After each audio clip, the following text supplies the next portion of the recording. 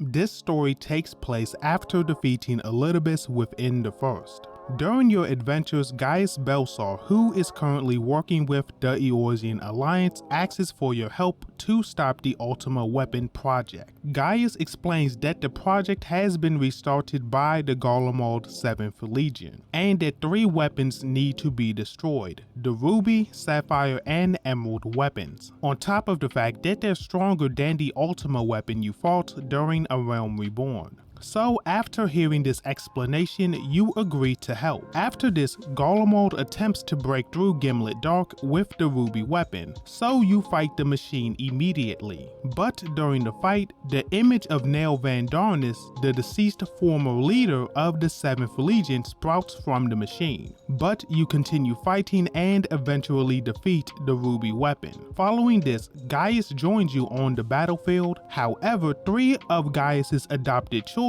Alphonse, Ali, and Rex, arrive. Unfortunately, they're a part of the 7th Legion now. After this, they have a conversation where a couple of things happen. First, the Echo shows you a flashback where you see the last 2 of Gaius's children, Melisandre and Rickon, on top of all 5 of the children deciding to join Garlemald's army to pay Gaius back for saving them after he conquered their country. But getting back to the present, Gaius tells his kids that he won't go back to Garlemald because it is corrupted and that he doesn't agree with what the Empire is doing. Following this, Alphonse tells Gaius that Melisandre was the pilot of the Ruby weapon, meaning that she's dead. After this, your duo regroups at Alliance headquarters where Cid arrives to inspect the Ruby weapon, which doesn't take long. When Cid returns, he explains that Melisandre was fused to the core of the Ruby weapon and drained of all of her ether, meaning that her final moments were extremely painful, and assumes that this happened because of a combat system called Oversoul within the Ruby weapon overrunning Melisandre's mind with Nell Van Darnus' combat data.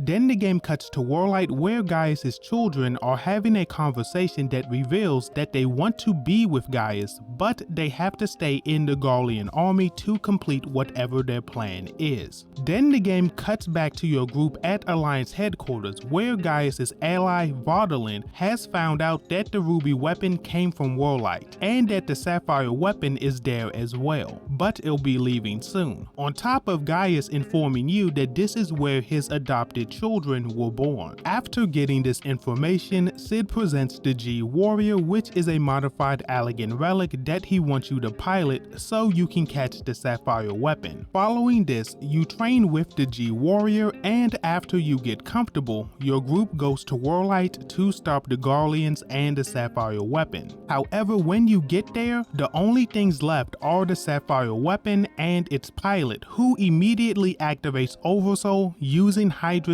combat data. And after a tough fight, you defeat the Sapphire weapon. Later on, when you're talking to Gaius and watching Cid investigate the Sapphire weapon, the Echo gives you a flashback where you find out that Rickon was the pilot and that all of the siblings are aware of what Oversoul will do to them. Then you give Gaius this information on top of Cid informing him that Rickon shared the same fate as his sister. Following this, everyone takes a break to regain their strength. But meanwhile, the game cuts to the 7th Legion's headquarters on the other side of Werlyt, where we see its new leader Valens Van Varo physically and verbally abusing Alphonse, because he and his siblings lost the Ruby and Sapphire weapons. Then Alphonse leaves, but soon after this, Ali walks into Valens' office and he says that he has big plans for her. Then the game cuts back to your group where Gaius deduces that the Emerald weapon can only be in 2 places right now. So Vaudelin and Severa, Gaius' allies, go to one location, while you and Gaius go to the other, where you find the Emerald weapon being piloted by Rex. Unfortunately, during the fight, Rex activates Oversoul to use Gaius' data, but after a tough fight, you defeat the Emerald weapon. After the battle, Cid, Severa, and Vaudelin regroup with you and Gaius. Then the Echo gives you a vision of a conversation between Alphonse, Ali, Allie and Rex, where Alphonse reveals to Allie that they planned to use the weapons just like the Ultima weapon and consume primals to gain strength to free Werlyt from the Garlean Empire, in addition to allowing Allie to see the new world, with Alphonse, Rex, Recon, and Melisandre sacrificing themselves to accomplish this goal. Then Rex takes Allie to the holding cell so that when you and Gaius arrive, she'll be taken into custody. After the flashback finishes, everyone including Allie, who's been found, goes back to Werlyt. When they return, Gaius apologizes to Allie about her siblings' deaths. However, Allie doesn't blame him for this. Then Allie goes on to explain what happened to her and her siblings after Gaius left to conquer Eorzea, explaining that they were recruited into the new 7th Legion led by Lord Valens. However, Valens is a racist who hates anyone who isn't pure-blooded Garlean, meaning that Allie and her siblings suffered a lot of abuse from Valens and his troops, but they refused to leave because the abuse would have just been passed on to someone else and they wouldn't have been able to complete their plan to free Werlyt. Then she asks you and Gaius to save Alphonse from Valens and you both agree.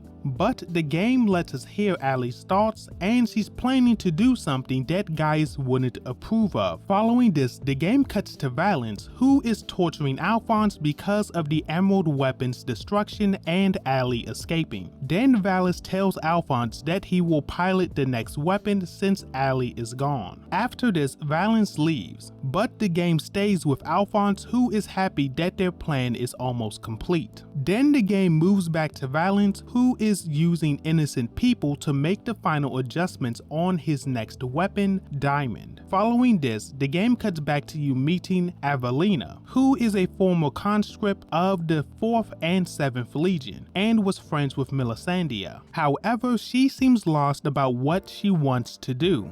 But after talking to you, she decides to help Cid's Ironworks crew with their plans about stopping the weapons because she worked on them. Then you run into Monago and she informs you that the people of Werlyt have chosen Gaius to lead their combat operations to take back their nation, and he accepted. This is ironic because he conquered Werlyt in the first place for Garlemald. Then Monago tells you that Gaius is requesting arms from the Alamegan resistance and she is giving their answer as an official representative and asks you to come along. When you get to Werlyt, Monago tells Gaius that Alamigo will help, but it doesn't mean that he's been forgiven, and Gaius accepts that answer. Then Monago leaves. Following this, Gaius expresses his regret over what he used to think and what he's done. After this, he asks you to help him save Allie, who has run away to the 7th Legion to use the diamond weapon to take matters into her own hands. And luckily, the 7th Legion's headquarters is in Chaos, which will be the perfect smokescreen to sneak in as reported by Vadalin. Then the game cuts to Valens talking to Allie, and she reveals that she stole the Emerald and Sapphire weapon combat data from the Eorzean Alliance, on top of it being uploaded to the diamond weapon as they speak. Then Allie makes a deal with Valens, promising to test the diamond weapon for him if he gives Werlyt the right to self-govern, after he becomes emperor by using diamond weapon to take over the Garlemald homeland. So hearing this, Valens agrees. But when Allie gets in the diamond weapon, she tries to destroy the 7th Legion headquarters, so Valens remotely deactivates the machine. However, the machine begins to move using the Overmind system. The game cuts back to our group where Avelina has helped Cid's Ironworks crew and informs everybody that the diamond weapon is by far the strongest of the weapons, on top of improving the G Warrior to become the G Savior, allowing them to capture the diamond weapon to save Allie. Immediately after this, you find the diamond weapon to capture it, and after an extremely tough fight, the diamond weapon goes down. At the crash site, Allie is unconscious, so Gaius asks you to take her away while he finishes this. However, as Gaius is inspecting the diamond weapon, Valens appears and tells Gaius that he made Alphonse the core of the diamond weapon. This explains why the machine went berserk at the 7th Legion headquarters. After this, Gaius takes down Valens, but he isn't dead yet. Then the diamond weapon reactivates and grabs Valens. Then Alphonse shows Valens images of all of the victims he sacrificed for the weapon project and squeezes Valens to death. Following this, Alphonse gives the diamond weapon's memory core to Gaius so he can give it to Ali. Then Alphonse asks his father to put him out of his misery. So Gaius brings the weapon project to an end. On the next day, we find out that the Eorzean Alliance has taken back Werlyt. Alvalina has completed her monument to her fallen friends in the 4th and 7th Legion, and Ali is in a state of shock after learning the truth behind the diamond weapon. But this doesn't shake Gaius. He states that he will dedicate himself to restoring Werlyt because this is the country his children gave their lives for. And finally, Gaius thanks you for everything.